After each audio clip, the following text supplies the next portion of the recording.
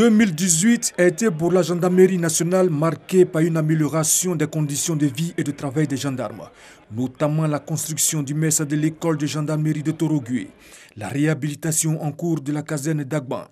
Une année avec beaucoup de rendez-vous et objectifs, dont la sécurisation des élections couplées municipales et régionales, les missions de sécurisation du territoire national et les opérations de sécurisation des fêtes de fin d'année. Mais d'autres défis attendent d'être relevés. Le défi majeur qui reste à relever est la lutte contre les coupeurs de route, dont l'action néfaste sur la vie et la tranquillité des populations a considérablement plombé nos actions et quelque peu écorné notre image. Une rencontre en ce début d'année pour honorer les officiers et sous-officiers promus au grade supérieur au titre de l'année 2019.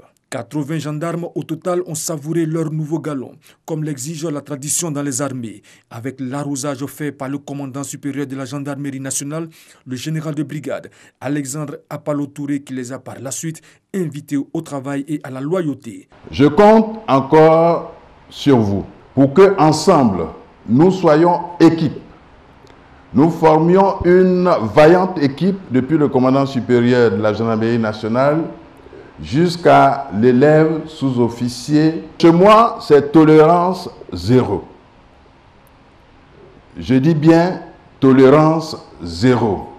Quand il s'agit des gendarmes qui vont contre la loi, quand il s'agit des gendarmes qui vont contre la République. 17 gendarmes admis à faire valoir leur droit à la retraite ont été célébrés pour le travail qu'ils ont accompli pendant plus de 30 ans au service du pays.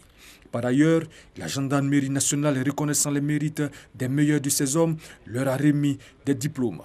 Pour l'année 2019, la gendarmerie nationale totalise 2918 promus, dont 137 officiers et 2781 sous-officiers.